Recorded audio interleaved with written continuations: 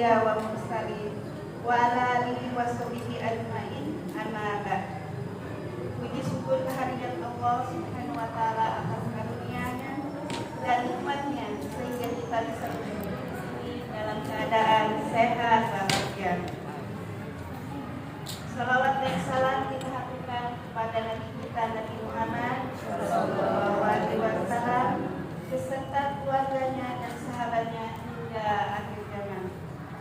Alhamdulillah, yang akan mengisi kajian hari ini adalah Ustaz Ahmad Saiku LC MPD dengan tema tadabbur Quran kita yaitu surat Al-Qur'an surat 86 dimulai dengan ayat 11. Mari kita luruskan niat kita hari ini dan kita dengarkan kajian hari ini. Kepada Ustaz. Bismillahirrahmanirrahim. Tes, suara saya aman? Aman. Mantap ya. Baik. Assalamualaikum warahmatullahi wabarakatuh. Waalaikumsalam warahmatullahi wabarakatuh. Alhamdulillahirabbil alamin. Alhamdulillahi wa kafa. Wassalatu wassalamu ala nabiyina al-mustafa wa ala alihi wa ashabihi ahli sidqi wal wafa. Tibtum wa taba mamsyakum wa tabawwa'tum minal jannati manzila. Allahumma anfa'na bima 'allamtana wa 'allimna ma yanfa'una warzuqna 'uluman tanfa'una. Allahumma hdina wahdi bina waj'alna sababan liman ihtada. Allahumma ja'al hadzal 'amal shalihan wa liwajhika khalisan wa ba'd. Alhamdulillahirabbil alamin. Kita bersyukur kepada Allah Subhanahu wa taala di pagi hari ini menjelang siang Allah kembali pertemukan kita di majelis yang sama-sama kita cintai ini, di masjid yang sama-sama kita muliakan ini. Kita berdoa kepada Allah Subhanahu wa taala mudah-mudahan Allah menganugerahkan kita semua sehat walafiat. Amin.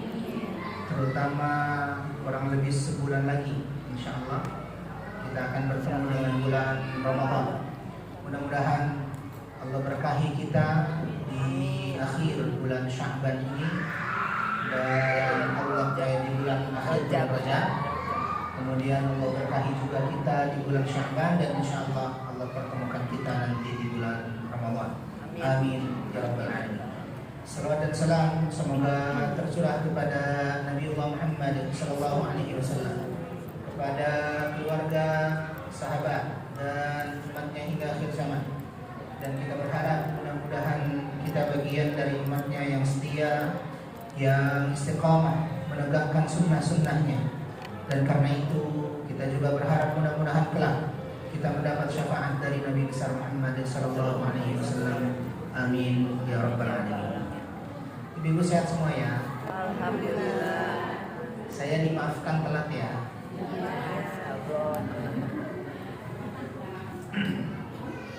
Hari ini insya Allah kita akan melanjutkan kajian tafsir kita.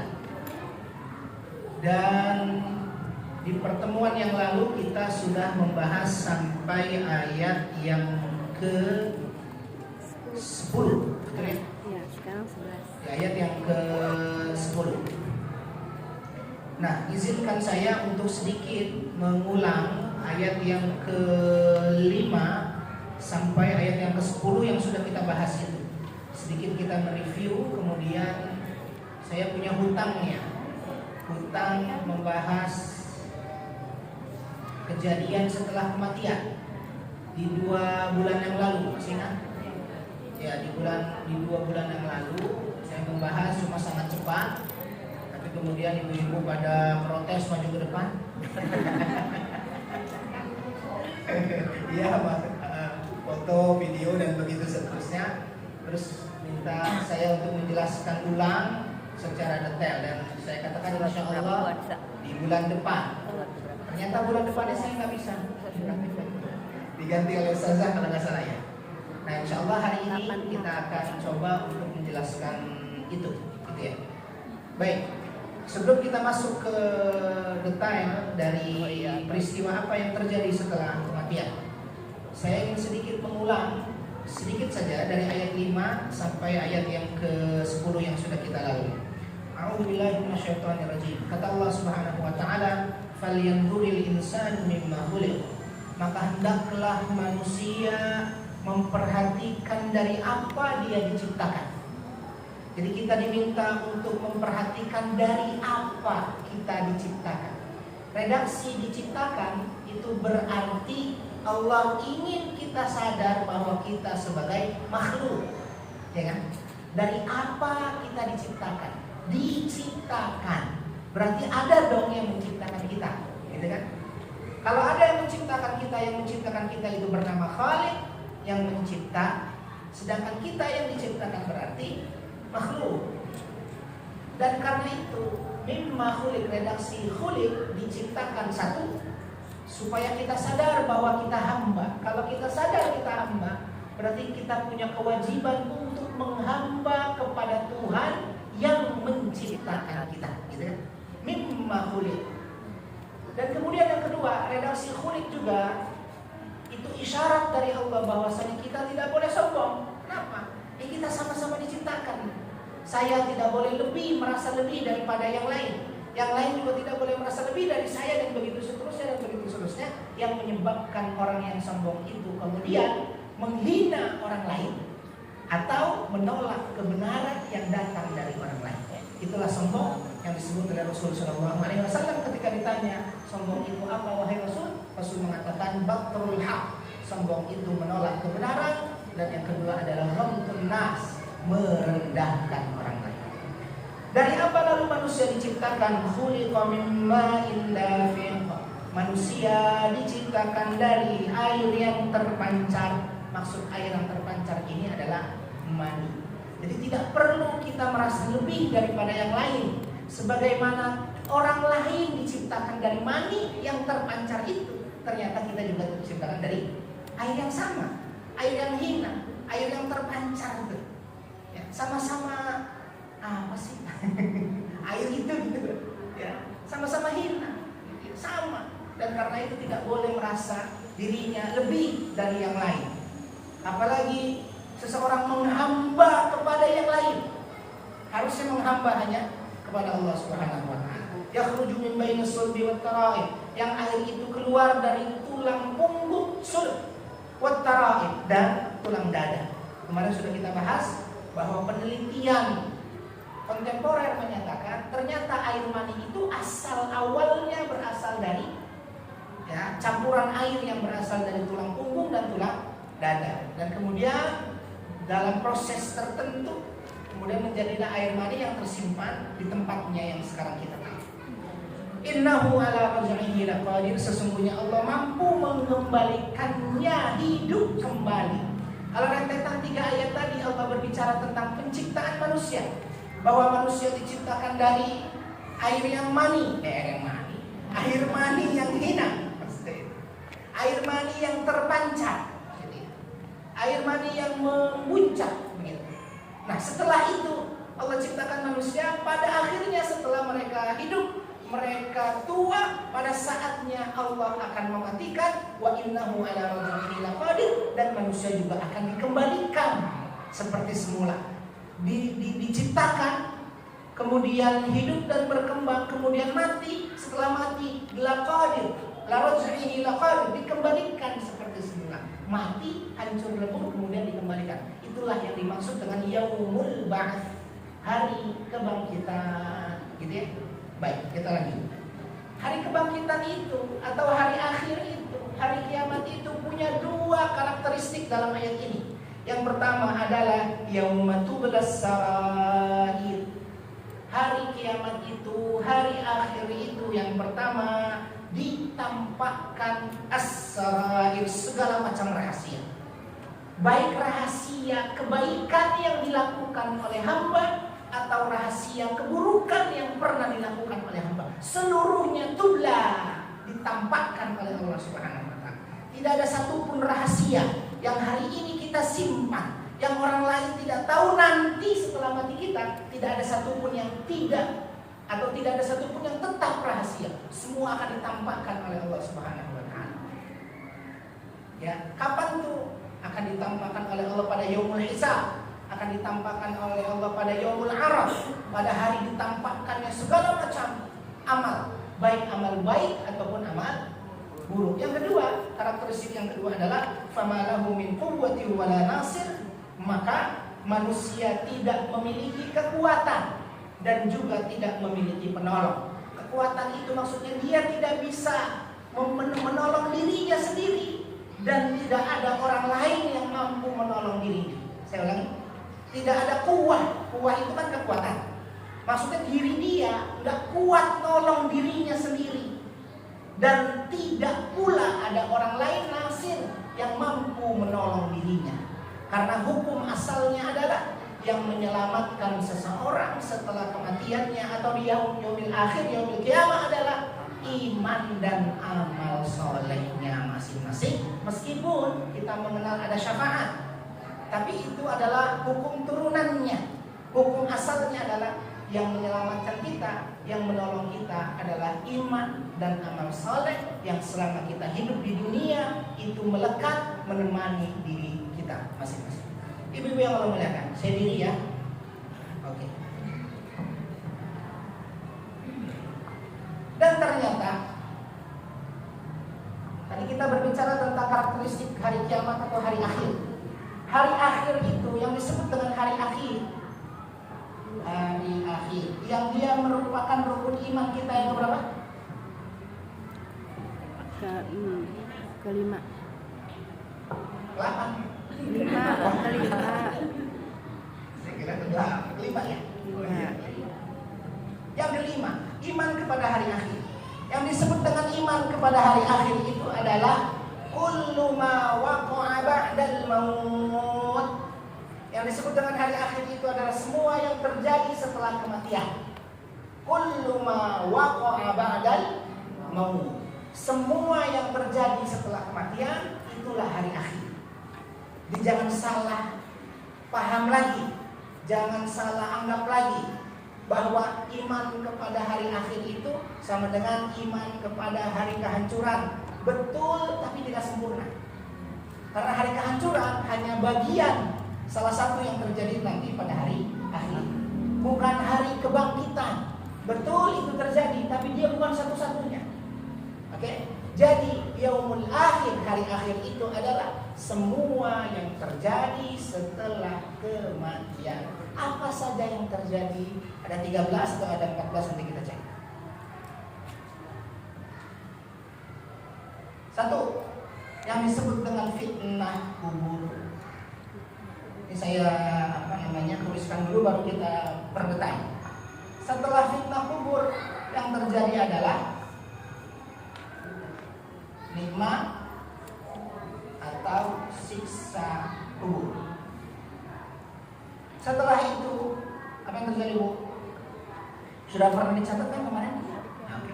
Setelah nikmat dan siksa kubur, hari kiamat. Setelah hari kiamat, hari kebangkitan. Yang saya sebut H berarti hari ya. Setelah hari kebangkitan, hari padang mahsyar.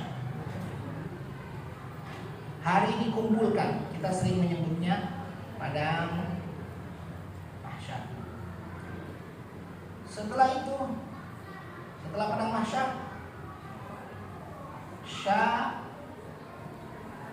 syafaat kan? Oke. Setelah syafaat,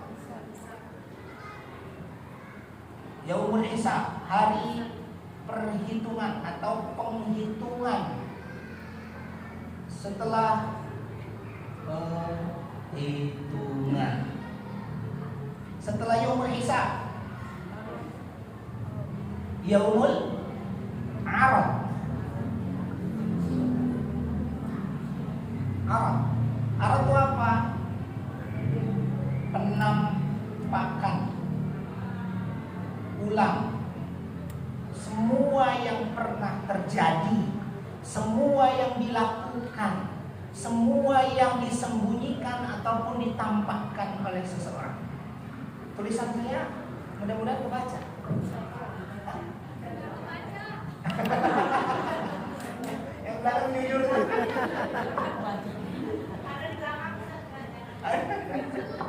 Gimana dong? Atau kalau nanti sudah selesai boleh foto? Iya. Yang foto ininya ya. Jangan. Setelah arat, habis hisab, habis arat, sirat, belum? Belum. Apa? Pembagian catatan amal. Bagi rapot gitu. Catatan amal. Setelah itu pembagian catatan amal, mizan. Mizan itu apa, Bu? Timbangan. Aduh, kemana nih? Sini ya. Jadi urutannya begitu. Habis mizan. Apa? Haud. Haud itu apa? Telaga.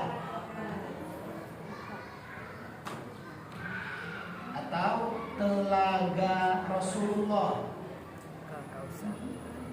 Telaga Rasulullah. Setelah haud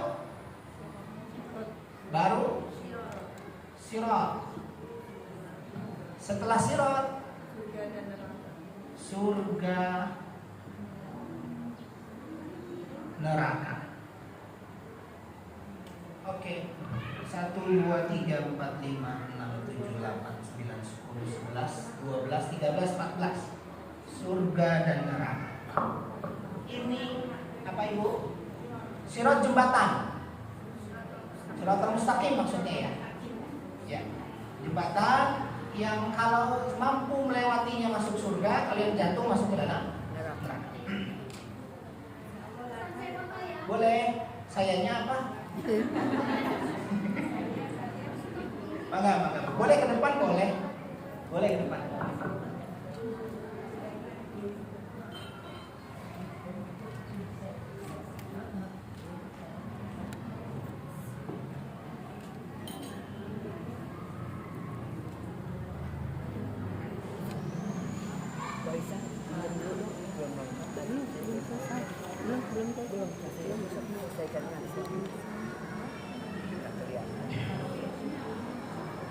Sudah? Nah, inilah yang dimaksud dengan yaumul akhir. Hari akhir.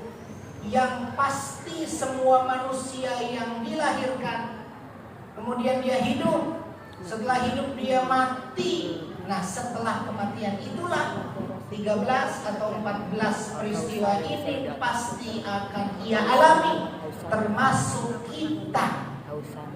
Jadi salah besar kalau ada orang yang punya masalah yang kira-kira dia stres dengan masalah itu, tidak mampu menghadapi masalah itu, dia milih jalan bunuh diri. Salah besar. Kenapa? Masalahnya panjang. Ya, dikira habis mati nggak ada apa-apa kali. Habis mati selesai. Padahal setelah mati ada peristiwa-peristiwa ini yang pasti akan dilalui oleh manusia. Baik. Ibu yang Allah muliakan, kita mulai dari fitnah kubur. Fitnah kubur ini, yang dimaksud dengan fitnah kubur adalah su'alul malakain. Fitnah kubur itu sama dengan pertanyaan dua malaikat. Dua malaikat itu namanya Munkar dan Nakir. Munkar dan Nakir, baik munkar ataupun nakir, diambil dari huruf akar nun kafro. Nun kafro. Dalam bahasa kita sering disebut ingkar. Ingkar itu kan berarti menolak, ya kan? Disebut dengan munkar dan nakir. Para ulama kita mengatakan sebab dua malaikat ini dihindari oleh semua manusia. Ada yang mau ketemu munkar nakir? Gak mau kan? Karena tugasnya Dia kagak mau masuk kubur. Walaupun kita tahu pasti kita nanti dikubur.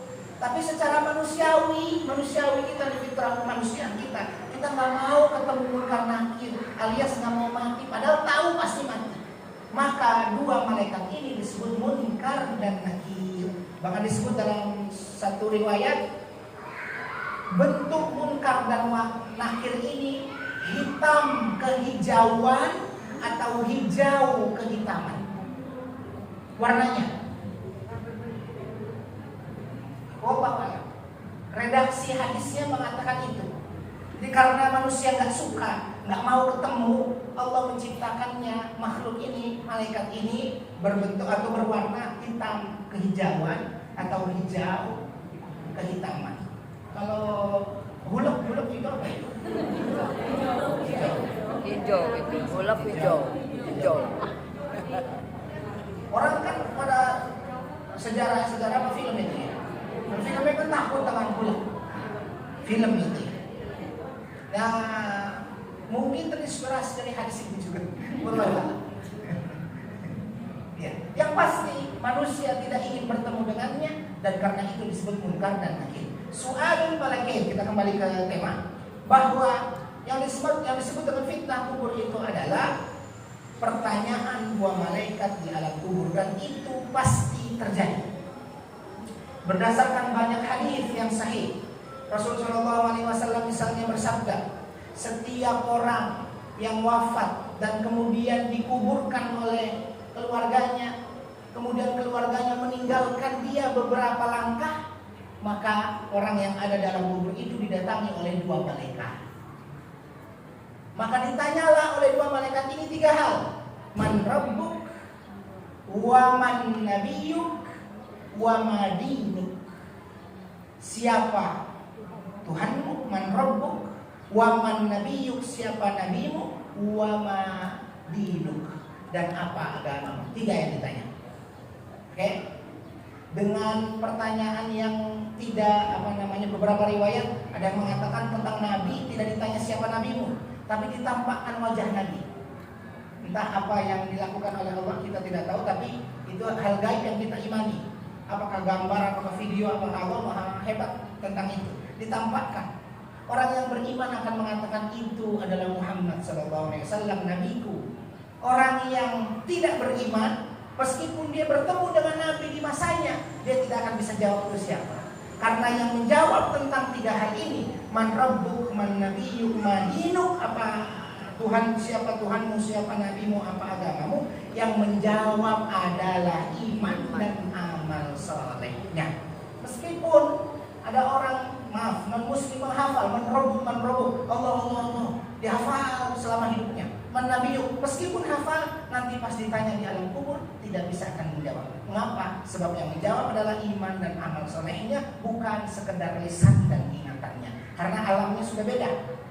Kalau alam dunia, ya tabiatnya apa yang dihafal bisa dijawab. Tapi kalau di alam akhirat atau di alam kubur, alam barzakh sudah beda. Alamnya sudah berbeda. Baik. Dalam hadis itu kemudian disebut oleh Rasulullah SAW, ditanya tiga hal. Yang menjawab dengan baik, dia maka akan dilapangkan kuburnya 70 dhira'an. Dilapangkan kuburnya sebanyak 70 dhira', 70 hasta. Kalau 70 hasta, satu hasta itu setengah meter palingnya. Ya, setengah meter kan? Setengah meter, 70 hasta berarti sekitar 35-an lah ya. Sekitar 35 meter dilapangkan kuburnya, ya, kanan kiri depan belakang 35 meter. Ini kalau kita meyakininya sesuai dengan teks hadis. Tapi ada juga sebagian ulama yang mengatakan kalau disebut 70, disebut 75, disebut 17, disebut 700, pokoknya 7777 itu maksudnya adalah tak terhingga.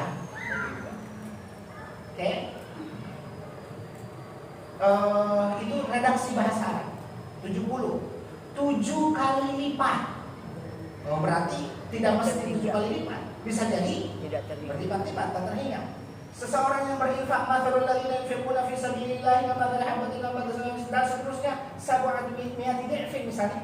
Satu akan dibalas menjadi 700 gitu kan. Nah, itu juga bisa jadi maknanya lebih dari itu. Nah, makanya orang Indonesia juga bilang gitu.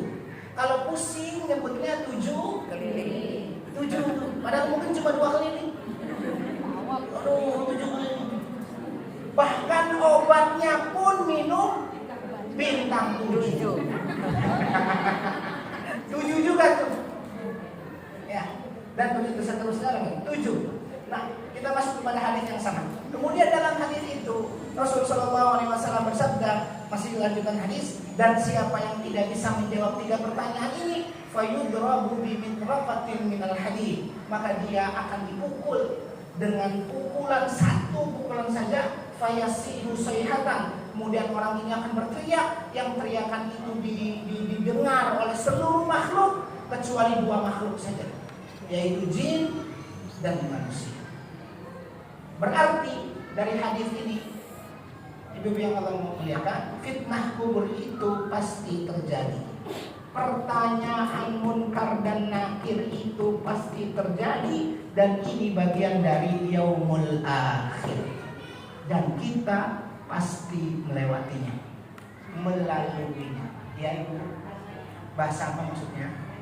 Pertanyaannya kalau redaksi hadisnya bahasa Arab, man rabbuk, man dinuk, man nabiyun, madinuk. Tapi ingat, menjawabnya adalah iman dan amal saleh. Walaupun ibu nggak bisa bahasa Arab, aman, insya Allah. Apalagi yang sudah belajar bahasa Arab nih. Jangan bahasa onta. Iya, sedikit-sedikit lah ya. Baik. Jadi takut kan dikit-dikit. Fitnah Aja tuh dua kali. kubur. Setelah itu, yang kedua yang terjadi adalah kalau fitnah kubur ini tidak bisa dijawab, maka orang itu akan mendapatkan siksa kubur. Dan kalau fitnah kubur ini bisa dia lalui, dia jawab dengan baik, maka dia akan mendapatkan nikmat kubur. Masuk peristiwa yang kedua. Disebutkan dalam satu hadis, Rasul Shallallahu Alaihi Wasallam, itu kita sedang membahas nikmat dan siksa kubur. Dalam satu hadis, dan hadis ini sahih, Rasul Shallallahu Alaihi Wasallam sedang berjalan-jalan dengan para sahabatnya. Kemudian secara tiba-tiba Rasul menemukan 4, 5 atau 6 kuburan di situ. 4, 5 atau 6 kuburan. Kemudian Rasul bertanya, siapa yang tahu tentang kuburan ini? Kemudian di antara para sahabat mengatakan fulan. Kemudian ditanya oleh Rasul, "Hai fulan, kamu tahu siapa yang kubur di sini?" "Iya, saya tahu." Lalu Rasul bertanya, "Siapa mereka?" Kata sahabat ini, "Mereka matu fil isyraq." Orang-orang ini mati dalam keadaan syirik. Maksudnya tidak beriman kepada Allah dan tidak beriman kepada Nabi Muhammad SAW. Karena Nabi Muhammad sudah diutus. Lalu apa kata Rasul SAW? Mereka sekarang sedang disiksa di alam kubur. Berarti dari hadis itu, siksa kubur itu nyata ada.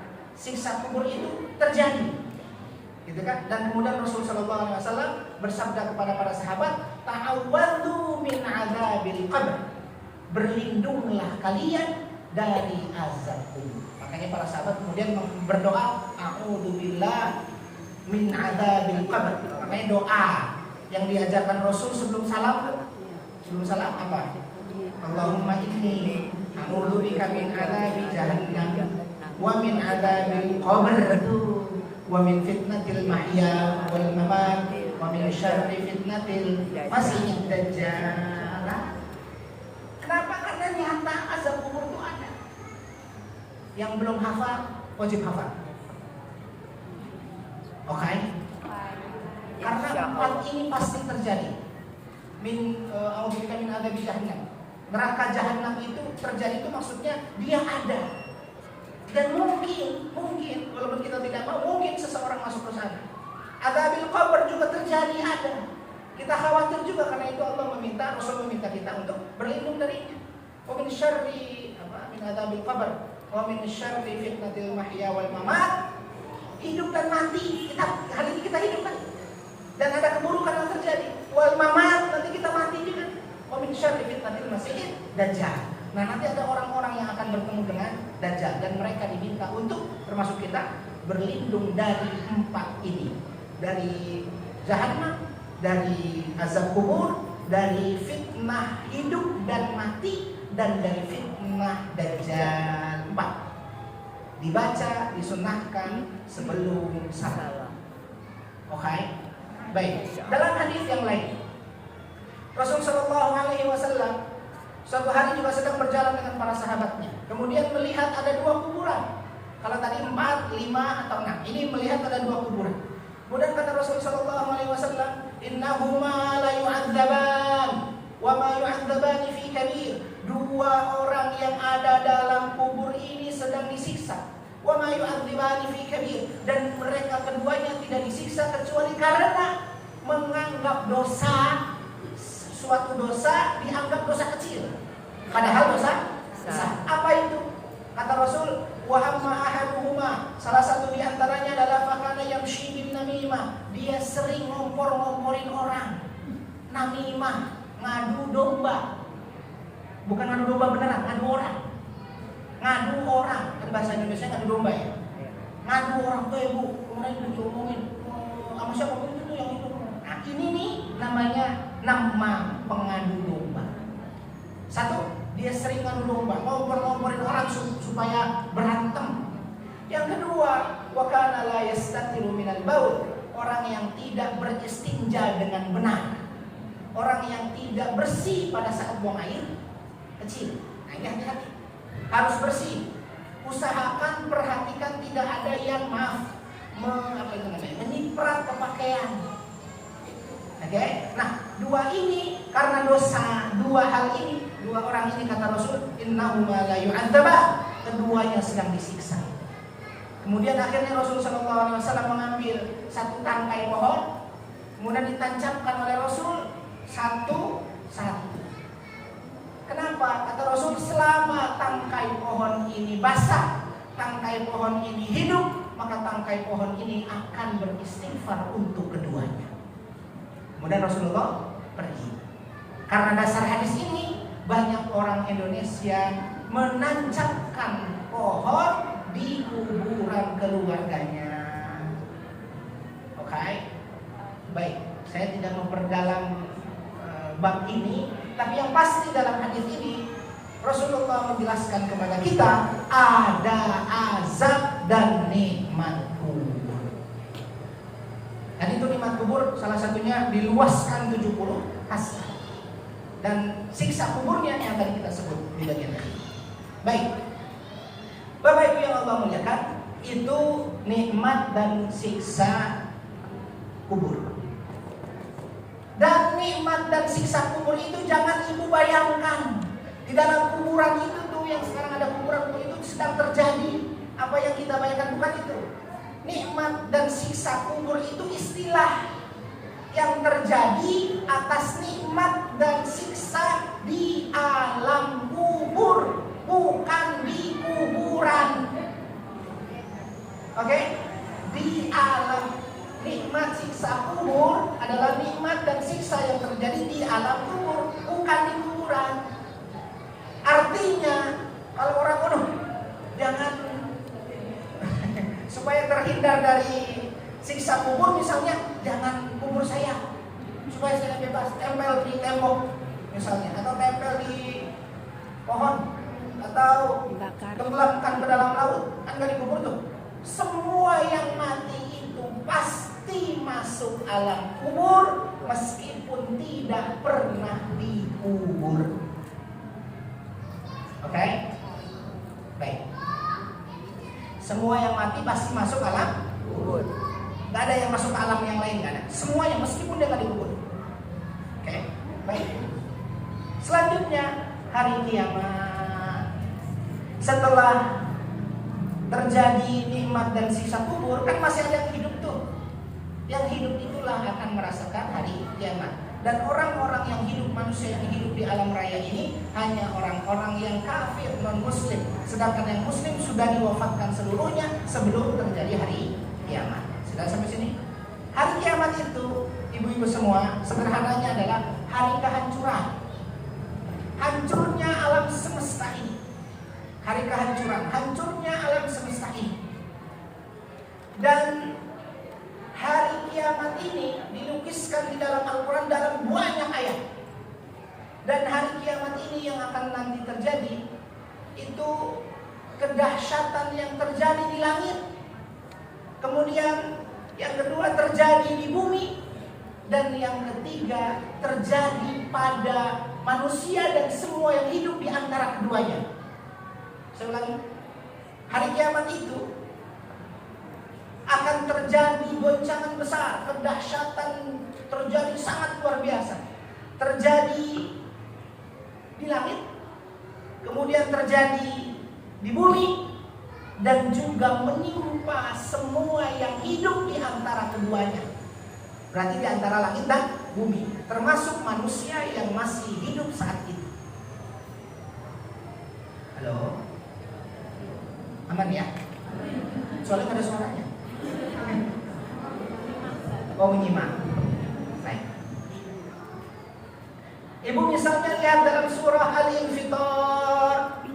A'udzubillahi minasyaitonirrajim. Coba lihat yang baca Quran, yang baca yang ada ayat, yang bawa HP, bawa mushaf. Surah Al-Infitar juz 30 itu. Di awal-awal apa kata Allah? A'udzubillahi minasyaitonirrajim. Idza as-samaa'u fatarat. Apa itu? Apabila langit infatarat, langit terbelah. Berarti terjadi kekacauan dulu di langit. Idza as-samaa'u fatarat. Apabila langit terbelah. Hari ini langit indah, hari ini langit biru, hari ini langit kalau kita memandangnya tidak ada batas, indah, megah, biru dan begitu seterusnya. Nanti ada saatnya idza as-samaa'u fatarat, ada saatnya langit itu akan terbelah. Kapan? Hari kiamat. Kalau sudah terbelah, ayat berikutnya wa idzal kawakibun tafarat, dan apabila apa itu? Bintang-bintang berjatuhan, berguguran, intafarat. Langit sekarang kenapa nggak ada bintang yang jatuh? Kecuali 1-2 itu juga peristiwanya langka. Kenapa sekarang masih indah kita lihat? Karena langit tidak terbelah. Nanti ada saatnya langit akan terbelah, dan itu kekacauan di langit. Kalau sudah terbelah, wa idzal kawakibun tafarat, semua bintang-bintang yang ada di langit itu kan jatuh ke bumi, berjatuhan. Dan yang disebut dengan bintang, kita sama-sama tahu, bintang itu bukan hanya bintang yang kelap-kelip tuh di malam hari. Matahari termasuk bintang kan? Planet-planet kita juga termasuk bintang, Merkurius, Venus, apa teman-temannya itu. Seluruh yang ada di langit itu bintang-bintang itu intafar, jatuh, berguguran. Bapak Ibu, Ibu-ibu, kalau bagian atas ada sesuatu yang jatuh menimpa bumi, dan bumi kebanyakannya air, apa yang terjadi kira-kira? Tsunami. Ibu ambil ember isinya air, ibu tepak tangan. Kayak tsunami. Apa yang terjadi? Kayak tsunami gitu. Nah, lihat ayat berikutnya. Apa itu? Wa idzal biharu fujirat. Ya kan? Dan apabila bihar, lautan, fujirat, meluap. Kenapa meluap? Karena bintang-bintang yang besar itu jatuh ke bumi, dan bumi sebagai besarnya adalah lautan, air, meluap semuanya. Yang ada di dalam lautan itu datang ke bumi, ke daratan. Ibu bayangkan tsunami yang terjadi di situ tuh, maksudnya di lautan saja itu dahsyat semacam itu. Ini nanti yang ada di atas itu akan jatuh berguguran, seluruhnya jatuh. Dan kacau di langit melahirkan kacau di bumi. Kemudian wa idzal qubur bu'thirat, dan apabila kubur, semua yang ditanam, semua yang dikubur itu bu'thirat, seluruhnya akan apa itu namanya? Keluar. Apa bahasa Indonesianya? Bu'thirat. Keluar, terpancing sana keluar. Wa idzal qubur bu'thirat.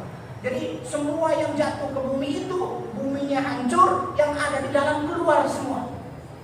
Bahkan disebut dalam ayat yang lain atau dalam hadis. Pada saat itu dalam hadis, emas-emas yang selama ini dicari oleh manusia itu akan muncul dari perut bumi dan jumlahnya banyak. Selain emas, dari perut bumi apa? Minyak. Apa? Minyak. Minyak bensin ya? Iya. Ya teman-temannya lah. Pokoknya yang selama ini dianggap itu harta, dianggap bernilai, pada saat itu semuanya keluar. Tapi tidak ada manusia satupun yang perhatian dengan itu. Kenapa? Seluruhnya berpikir saya selamat apa tidak. Itu kedahsyatan yang terjadi di langit diikuti oleh kedahsyatan yang terjadi di bumi. Lalu apa yang terjadi bagi manusia? Dalam surah Al-Qari'ah, yauma yakunun nasu kal farashil mabthun. Apa itu artinya? Pada hari itu manusia kal farashil mabthun, seperti farash. Apa itu farash? Al-Qari'ah itu. Al-Qari'ah ayat keempat berarti. Yauma yakunun nasu kal farash itu loh siraru. Siraru apa itu sebenarnya? Laron ya. Laron siraru kan? Iya. Siraru kan. Laron seperti laron siraru. Seperti laron mabthun ya berterbangan. Manusia itu seperti laron. Kenapa manusia seperti laron, Bu? Ibu lihat laron. Laron itu satu, terbangnya nggak jelas. Beda sama elang kan? Beda sama burung lain. Swing. Ini giring. Coba aja lihat kalau hujan. Laron. Dia kan terbang, giring jatuh. Nanti lama-lama sayapnya putus sendiri kan? Padahal nggak ada yang memutusin, dia putus sendiri karena kecapean terbang. Manusia nanti seperti laron, lemah.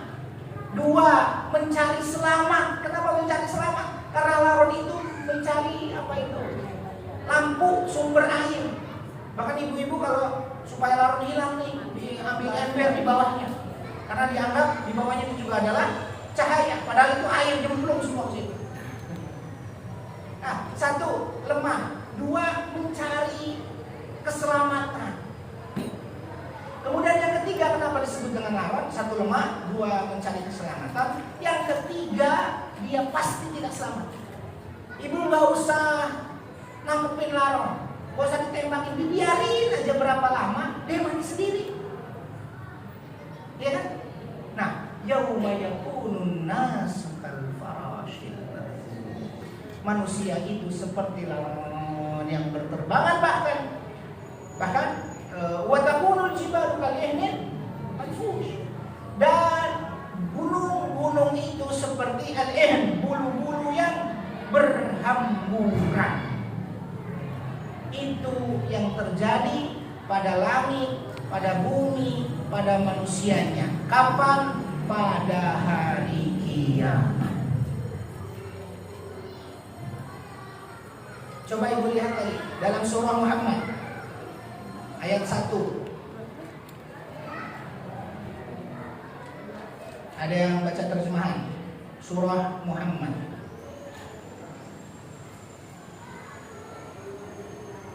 A'udzubillahi minasyaitonirrajim. Ya ayyuhan nas. Dapat surah surah Al-Hajj.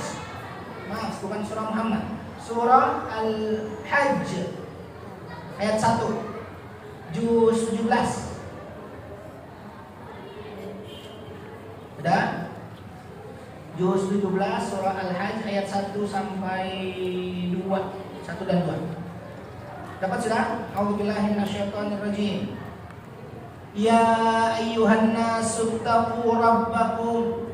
Wahai manusia, bertakwalah kalian kepada Tuhan kalian. Kenapa harus bertakwa? Inna zalzalatas sa'ati syai'un 'azim. Lihat. Kenapa? Karena dapat goncangan hari kiamat itu dahsyat. Goncangan hari kiamat itu dahsyat. Goncangannya dahsyat hari kiamat itu. Sudah? Apa yang terjadi bagi manusia? Lihat. Yauma tarawunaha tadhhalu kullu murdi'atin amma arda'at. Ada apa terjemahan? Ingatlah pada hari ketika kalian melihat goncangan itu, semua perempuan yang menyusui anaknya kullu murdi'atin amma arda'at akan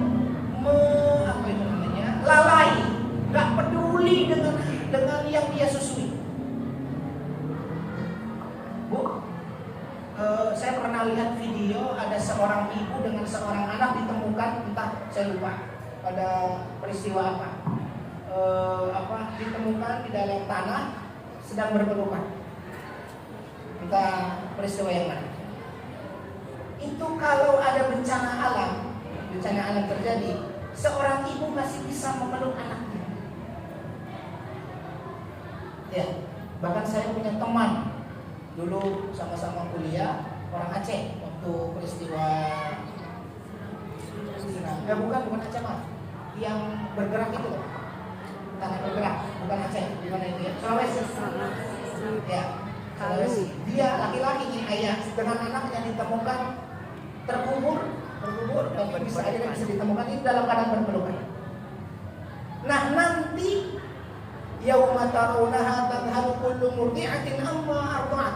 Seorang ibu yang sedang menyusui saking dahsyatnya hari kiamat, dia nggak sadar, dia lempar tuh anaknya. Tadhhal, dia lempar, dia nggak peduli. Saking dahsyatnya hari kiamat. Kalau bencana-bencana itu masih ada yang berpelukan, masih ingat anak, masih ingat itu, berarti dahsyatnya di bawah jauh daripada yang nanti akan terjadi. Bukan hanya itu, wa tadau kullu dzati hamlin hamlaha. Ibu yang sedang hamil, anaknya keguguran, saking dahsyatnya itu bencana.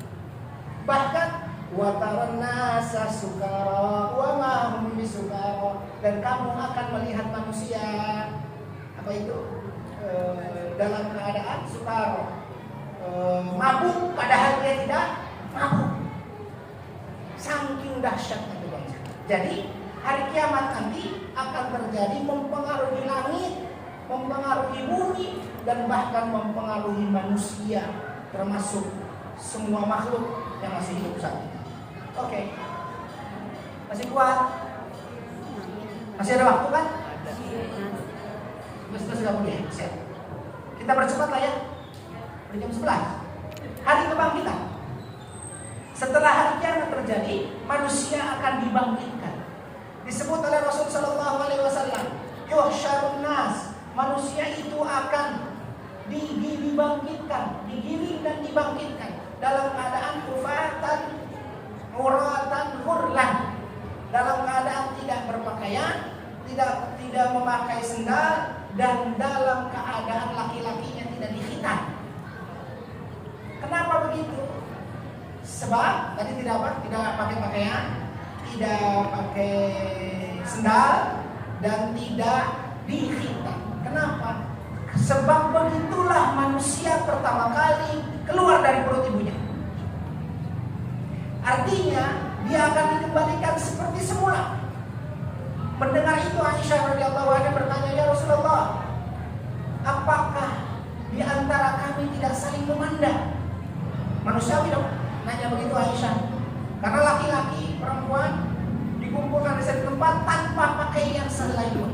Waduh, kata Aisyah, bayangan Aisyah manusiawi akan saling pandang dong. Tapi apa kata Rasul? Al-yawma syaddu min ayyan ba'duhum ila ba'din. Pada hari itu kedahsyatannya jauh lebih dipikirkan oleh manusia ketimbang saling memandang. Dibangkitkan dalam keadaan begitu. Ya, dibangkitkan. Kemudian dikumpulkan di padang mahsyar. Bagaimana kondisi di padang mahsyar tadi? Tadi dibangkitkan dalam keadaan begitu. Kemudian dikumpulkan di padang mahsyar semua yang hidup, yang pernah hidup di dunia. Kemudian Allah matikan, seluruhnya ngumpul di padang mahsyar. Tidak ada satupun yang tidak ngumpul, seluruhnya ngumpul. Di padang mahsyar disebut dalam satu hadis, ibu-ibu semua, asyamsu, matahari itu didekatkan oleh Allah kepada manusia. Dan jarak antara matahari dengan manusia di padang mahsyar itu adalah mil, 1 mil. 1 mil itu berapa jaraknya? Pendapat yang paling masyhur adalah 1 mil itu 1 jengkal. Di padang mahsyar matahari didekatkan oleh Allah hanya 1 jengkal. Pendapat yang kedua mengatakan 1 mil ya sama seperti 1 mil di dunia. Nggak tahu 1 mil berapa ya? Berapa kilo? Hitung sendirilah. Yang pasti ini dekat dong. Pendapat yang yang masyhur adalah satu jengkal. Nah, pada saat itu disebut oleh Rasulullah SAW, manusia seluruhnya keringetan. Kita akan berkeringat dahsyat.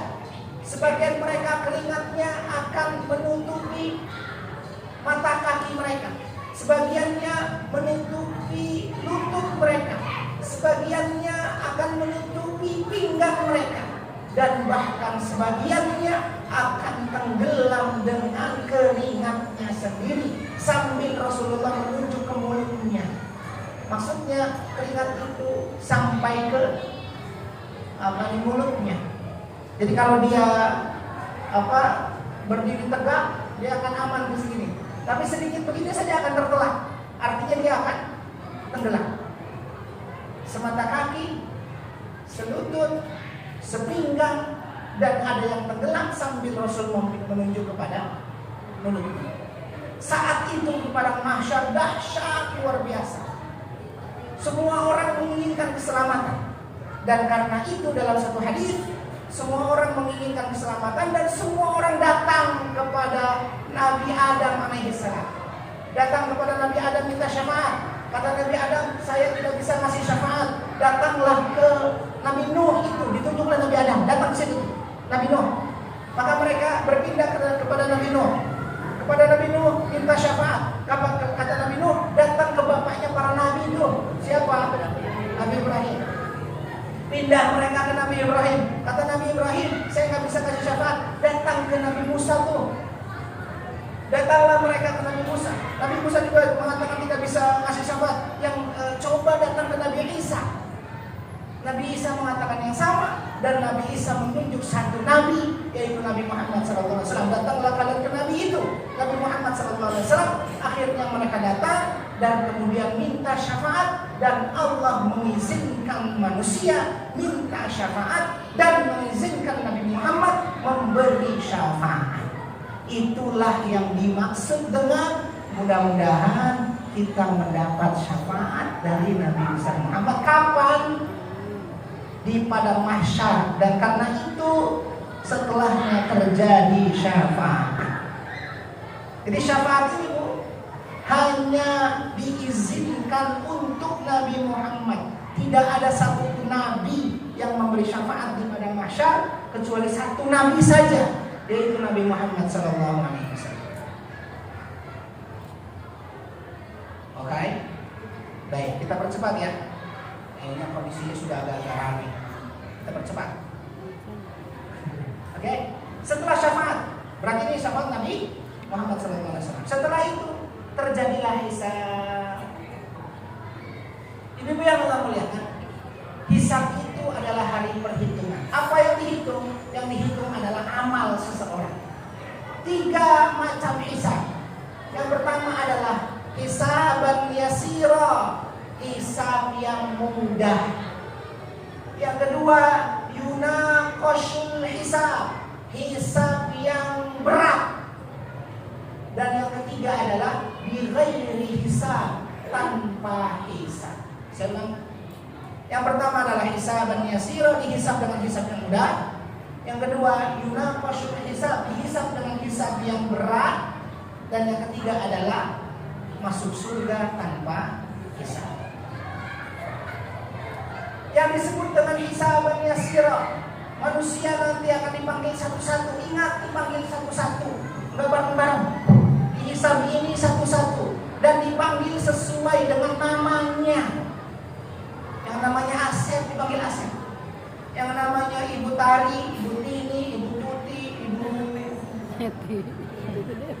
itu nanti disesuai dengan namanya. Makanya Rasul mengatakan, berilah nama anak-anakmu dengan nama yang baik, sebab nanti Allah memanggilnya di hari kiamat dengan nama itu.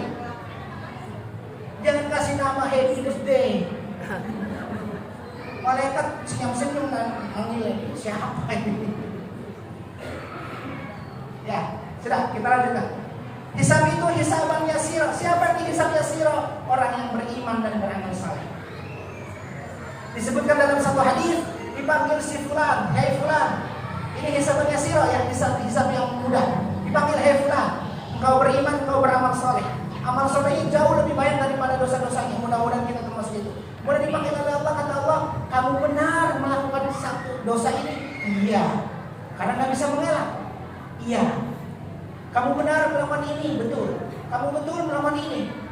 kemarin hibah, kamu kemarin disebut. Kemudian kata Allah apa? Al-yaum, pada hari ini aku ampuni semua dosa-dosa. Itu adalah hisaban yasira. Kenapa? Karena iman dan amal salehnya melampaui dosa-dosanya. Yang kedua, yunaqashul hisab, dihisab dengan detail, dengan berat. Disebutkan dalam hadis yang sama, dipanggil si fulan. Ini untuk siapa? Satu, orang non muslim. Yang kedua, ahlul kabair, muslim mukmin tapi pelaku dosa besar dan belum bertaubat dari dosanya itu. Dipanggil, fulan sini, kamu melakukan ini, betul. Kamu melakukan itu, kenapa kamu melakukan itu? Karena begini begitu. Kenapa kamu? Kenapa? Terus dicekal dengan pertanyaan-pertanyaan. Dan yang bertanya adalah Allah Rabbis. Gak bisa mengelak. Kata Rasul, siapa yang yunaqashul hisab, siapa yang dihisab dengan hisab yang berat, ditanya dengan berat tadi, detail, halak, orang ini akan binasa. Berarti ini untuk orang kafir dan muslim yang ahlul kabair, pelaku dosa besar yang belum bertobat. Kalau sudah bertobat, insya Allah masuk yang pertama. Yang ketiga ini yang paling spesial, masuk surga tanpa hisab. Disebut oleh Rasulullah SAW, ada orang-orang yang nanti bakal masuk surga tanpa hisab. Satu adalah orang-orang yang tidak layatatayyarun, tidak diruqyah dengan ruqyah non syar'i. Saya pernah sampaikan kalau nggak salah di sini. Ya, tidak diruqyah dengan ruqyah non syar'i. Oh, ayo, Allah, nah ini nih ruqyah tapi nggak syar'i. Kalau yang pernah melakukan itu segera bertaubat kepada Allah. Kalau pernah begitu nggak mungkin mendapatkan surga tanpa hisab. Segera bertobat kalau pernah. Tapi kalau Bismillahirrahmanirrahim, Allahumma arki min kulli syai'in yudhi wa min kulli ainin, dan begitu seterusnya.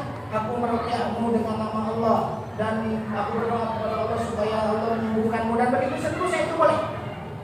Oke, yang pertama tidak diruqyah dengan ruqyah yang non syar'i. Yang kedua, la yatatayyar ya la yakun, tidak berobat dengan obat kai. Maksudnya adalah yakin obat kai itu pasti menyembuhkan. Halo? Pasti menyembuhkan. Misalnya ibu sakit ya, datang ke dokter itu pasti sembuh. Ah, itu nggak boleh. Anak ibu sakit ya, iya, minum obat insana pasti sehat. Insana masih ada nggak? Udah ada ya? Ada. Oh, masih ya? Udah nggak pernah lihat insana. Sudah? Yang keempat adalah yang ketiga, la yatatayyarun, tidak percaya pada suara-suara tertentu termasuk suara burung dan dikaitkan dengan kesialan. Ada suara berarti ada yang mati. Ada suara ini berarti akan ada itu. Ada suara bubuk masuk rumah berarti akan ada, dan begitu seterusnya. Itu yang menghalangi seseorang dari masuk surga tanpa hisab. Jadi tanpa hisab, satu, tidak diruqyah dengan ruqyah non syar'i. Dua, tidak percaya bahwa, ini bahasa lainnya ya, tidak percaya atau tidak menggantungkan kesehatan kepada orang atau kepada sesuatu. Yang ketiga, tidak mempercayai suara-suara burung atau suara yang lain dikaitkan dengan kesialan. Tidak boleh beli rumah tusuk sate. Nah, ini nggak boleh. Nggak boleh itu maksudnya kalau yakin begitu. Biasanya kenapa ya? Apalah, kalau yang tusuk sate nanti akan apa? Nah, itu nggak ada hubungan dengan tusuk sate, mau tusuk apa lah, nggak ada hubungannya, nggak ada hubungannya. Baik. Kita bercepat. Itu hisab. Kemudian arab. Setelah dihisab di Arab, ditambahkan ulang semua yang terjadi. Kata Allah, yauma tu'radun, pada hari itu tu'radun, kalian ditampakkan oleh Allah, la yakhfa minhum khafiyah. Tidak ada sesuatu pun yang tersembunyi.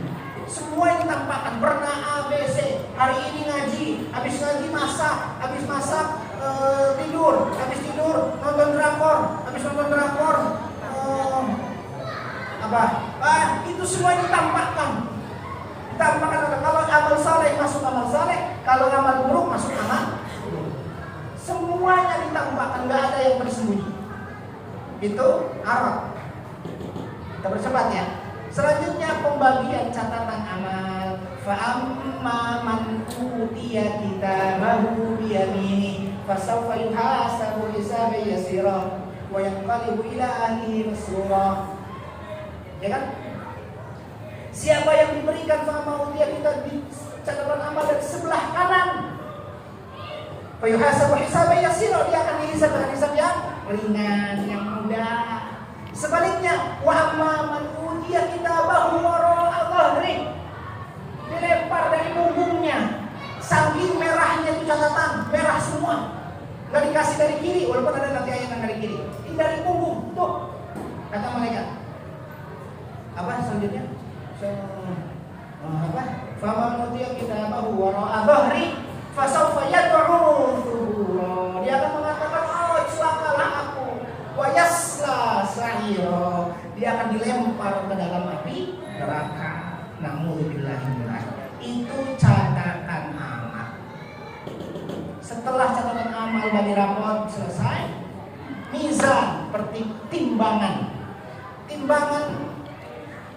Fa'amma man khaffat fa'amma man thaqulat dulu ya. Fa'amma man thaqulat mawazinuhu fahuwa fi 'ishatir radiyah. Siapa yang berat timbangannya, timbangan. Fahuwa fi 'ishatir radiyah, dia ada dalam kehidupan yang diridhoi, hidupnya aman, nyaman di mana? Di surga. Fa'amma man khaffat mawazinuhu fahuwa fi fahuwa fa'amma man khaffat mawazinuhu fi isatir radiyah. apa? Khaffat mawazinuhu. Awiyah doang. Apa? Wa huwa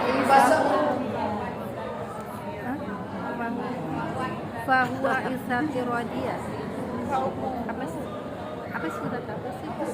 Surat apa sih? Apa? Itu surat apa sih?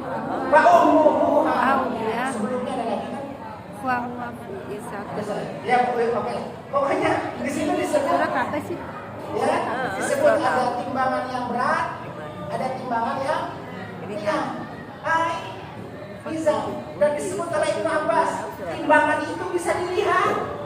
Seperti timbangan di dunia ada dua, apa itu namanya?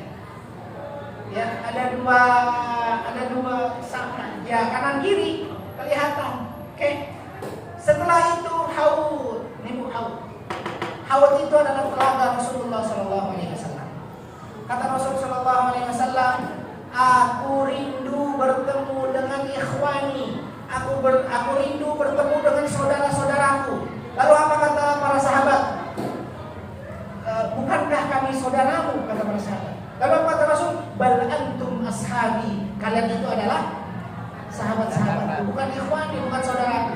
Lalu siapa saudaramu yang kau rindu kepada mereka? Apa kata Rasul? Mereka adalah orang-orang yang nanti datang belakangan. Mereka beriman kepadaku meskipun tidak bertemu denganku. Kalau sahabat kan beriman tapi bertemu kan? Nanti ikhwani, saudaraku adalah beriman kepadaku tapi tidak bertemu. Siapa itu? Kita semua. Apa kata Rasul? Wa ana faratukum 'alal haud. Aku akan menunggu kalian atau mereka nanti di haud. Makanya disebut sebagai telaga Rasulullah. Rasulullah nungguin kita di situ. Dalam hadis itu disebut, Rasul, kan mereka nggak ketemu denganmu, kamu nggak ketemu dengan mereka kan? Lalu bagaimana kamu bisa tahu? Kan pengen ketemu tuh, rindu. Bagaimana bisa tahu? Bagus. Kata Rasul ada tandanya. Tandanya itu adalah seperti kuda yang ujungnya itu sebagian kulitnya ada warna hitam semua, tapi ada sebagian yang berwarna putih. Kuda-kuda ini berkumpul di sekitaran kuda yang lain. Kuda yang lain warna hitam semua. Ada 1, 2, 3 kuda yang hitam, tapi ada tokol-tokol putihnya. Kelihatan dong? itu cahaya dari selesai berwudu. Rasul akan tahu dari situ. Nah, di haud itu, semua yang melewatinya sudah dalam keadaan haus. Mereka melewati kubur, mereka melalui nikmat atau siksa, terus lewat. Terus dari sini terus lewat sampai sini kehausan semua. Maka Rasulullah memberikan air satu teguk saja dari haud, dari telaga itu kepada seluruhnya kecuali dua kelompok manusia. Yang pertama adalah non muslim, tidak dikasih minum. Yang kedua adalah tadi ahlul kabair, orang muslim tapi bermaksiat dosa besar tapi belum bertaubat. Mereka tidak dikasih minum. Kenapa? Karena minuman itu kalau satu saja tegukan diminum, la yazma abadan, tidak akan pernah haus selama-lamanya. Berarti kalau non muslim juga dikasih, itu syafaat dan penyelamatan dong. Dan itu tidak mungkin terjadi. Oke? Nanti insya Allah kita bertemu di haud, bertemu dengan Rasulullah Muhammad SAW, dan kita menerima air minum yang diberikan dari haud Rasulullah Muhammad SAW. Terakhir, setelah di haud berkumpul, belum selesai perjalanan terakhir, sampailah mereka ke Sirat. Sirat ini ada satu riwayat, walaupun ini tidak disepakati, tapi ada riwayat yang disebut oleh Imam Al-Qurtubi. Beliau mengatakan Sirat ini lebih tajam daripada saif, pedang, dan lebih tipis daripada rambut. Riwayat yang lain mengatakan rambut itu dibelah 7. Satu rambut dibelah 7, segitulah Sirat, dan kemudian tajamnya setajam silat, setajam pedang, setajam pedang. Yang pasti, Bapak Ibu semua yang dirahmati Allah, dikit lagi, yang pasti adalah ada hadis yang juga menjelaskan kepada kita orang semua manusia melewatinya, dan pertama kali yang melewati itu adalah Nabi Muhammad SAW. Setelah Nabi Muhammad melewati sampai ujung, Nabi Muhammad gak langsung masuk ke dalam surga, nungguin kita. Melihat mana umatku, ditungguin, dilihat. Ibu fulana, bapak fulan, ibu fulana, dilihat, oh itu umat saya, dilihat dia jatuh apa enggak. Bayangkan, dalam hadis itu disebut ada yang berjalan seperti kilat, sampai kalah terus, sampai langsung. Ada yang seperti angin berhembus, dia cepat berhembus. Ada juga yang kedipan mata. Jadi kita melihat baru mulai di orang, kita kedip, udah nyampe.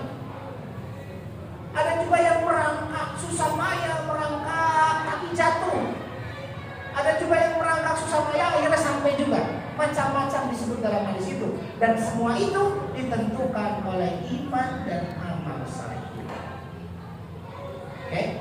Nah, yang jatuh tidak selamat masuk ke dalam neraka, dan yang selamat sampai ujung itu berkumpul bersama Rasulullah di dalam keadaan keabadian surga dengan segala kenikmatannya.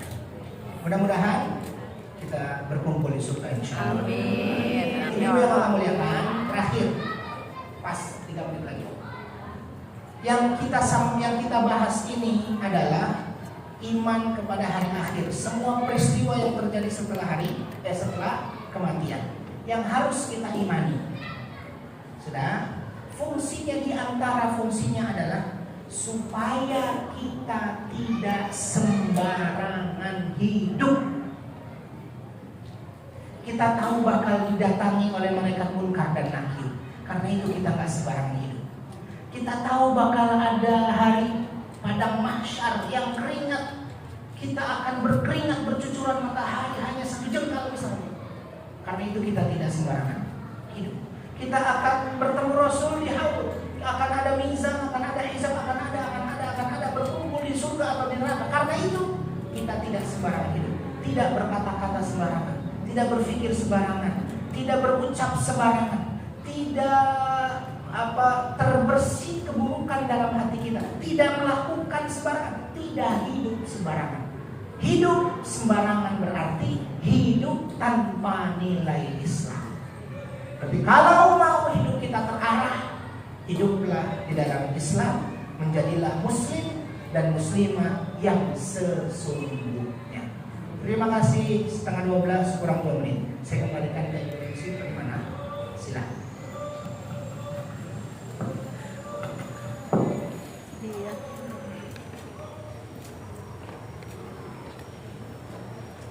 Sudah sedikit lagi.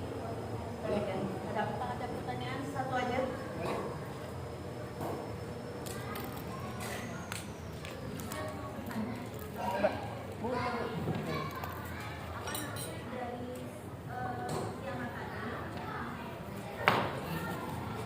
Bismillahirrahmanirrahim. Assalamualaikum Ustaz. Mau bertanya, di saat kiamat tadi Ustaz sampaikan, orang muslim itu kan insya Allah sudah tidak ada. Berarti kita sudah tidak mengalami kiamat. Yang saya tanyakan ada 2 pertanyaan. Nanti orang muslim yang meninggal sebelum kiamat, kita mengalami fitnah kubur dan iman atau fitnah kubur. Nah, untuk yang tidak mengalami yang gimana maksudnya, meninggalnya pada saat kiamat hancur, apakah dia mengalami fitnah kubur itu dan mengalami siksa kan? Karena kan setelah itu dari kiamat masuk ke kebangkitan. Nah, berarti apakah dia mengalami itu? Itu yang pertanyaan pertama.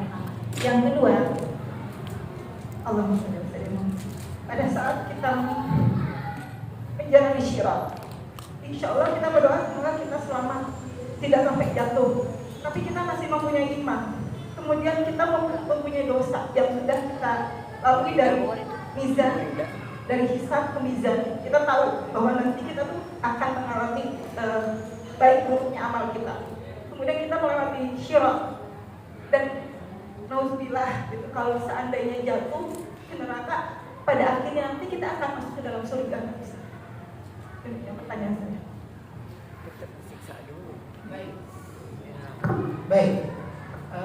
Yang pertama tadi, yang terakhir dulu deh, lupa yang pertama. Yang terakhir, orang yang beriman, dia juga beramal saleh, tapi juga berdosa. Kemudian misalnya ada yang jatuh, gitu ya, jatuh. Itu hukum asalnya adalah semua kemaksiatan yang dilakukan di dunia, hukum asalnya akan dimintai pertanggungjawaban oleh Allah. Hukum asalnya, sudah. Tapi setelah kematian ini, dalam satu hadis disebut Allah akan membagikan 99 rahmat, kasih sayang kepada hamba-hambanya. Yang kasih sayang ini mungkin menyebabkan Allah mengampuni dosa hamba. Sudah?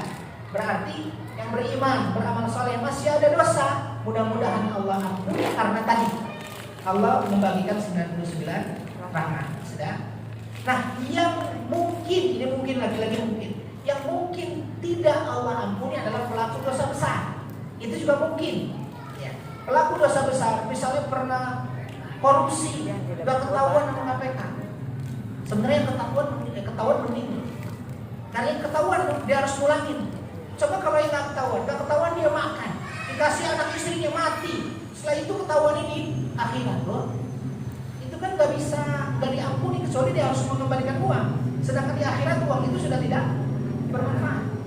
Nah, yang begitu tuh, yang dosa-dosa besar yang belum bertaubat atau belum dihukum di dunia, maka kemungkinannya itu akan dimintai pertanggungjawaban oleh Allah, termasuk syirik. Ya, termasuk syirik kecil, apalagi syirik besar. Nah, ini yang kemungkinan beriman tapi mampir dulu. Nah, suatu saat kalau sudah bersih akan dikembalikan atau dimasukkan ke dalam surga. Setelah bersih, selama dia masih menyimpan iman walaupun sebiji dzarrah. Oke. Kita berharap mudah-mudahan kita tidak sedetik pun mampir ke neraka. Amin ya Allah. Pastikan beriman dan beramal saleh. Pastikan bertauhid. Oke. Yang kedua, yang pertama. Lupa yang pertama.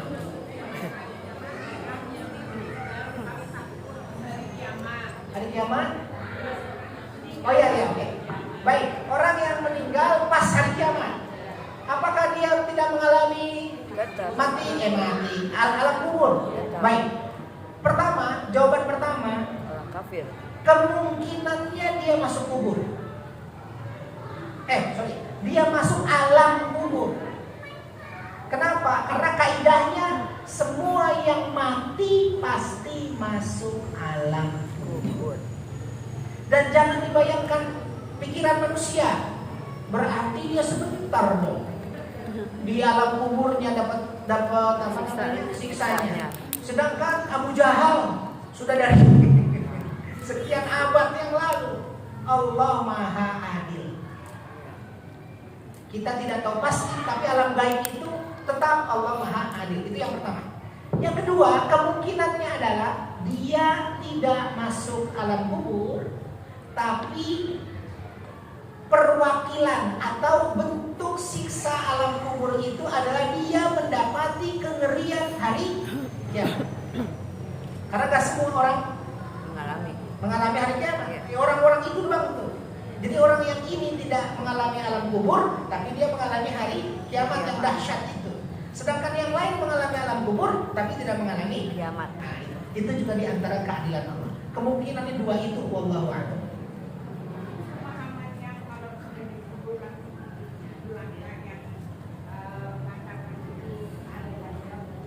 Iya, itu hadis.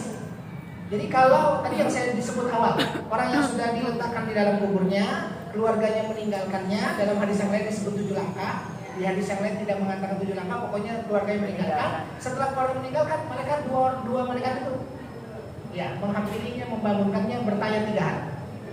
Betul. Itu dalil untuk ada fitnah kubur. Dalil tentang 3 pertanyaan oleh 2 malaikat. Oke. Baik. Iya, semua yang masuk alam kubur akan merasakan nikmat atau siksa kubur. Insya Allah yang beriman kita insya Allah dapat nikmat. Amin. Ya. Oke.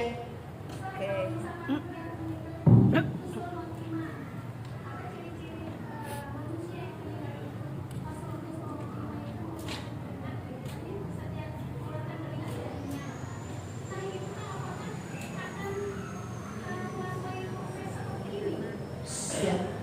Semua yang mati, mau husnul khatimah, mau su'ul khatimah, dikubur atau tidak dikubur, semua yang mati masuk alam kubur, masuk alam barzakh. Di dalam barzakh itu ada fitnah kubur, ada nikmat atau siksa kubur, semuanya. Orang yang husnul khatimah ditanya lewat, karena bisa jawab dong. Apalagi yang syahid dan begitu seterusnya. Setelah itu dia dapat nikmat dong. Dia nyaman tuh sampai nanti hari kebangkitan. Jadi yang husnul khatimah juga merasakan alam kubur, tapi dapat nikmat. Oke? Semuanya. Saya kembalikan ke Ibu siapa Bu? Ibu Wati. Mangga Ibu Wati. Terima kasih Ibu atas pertanyaannya. Semoga makin penasaran ya. Jazakillahu khairan ilmunya hari ini Ustaz. Semoga akan menambah keberkahan, keimanan dan ketakwaan kita. Amin. Mohon ibu-ibu yang telah hadir hari ini, kita tutup kajian hari ini dengan doa penutup majelis. Subhanaka Allahumma wa bihamdika asyhadu an la ilaha illa anta astaghfiruka wa atubu ilaik. Assalamualaikum warahmatullahi wabarakatuh.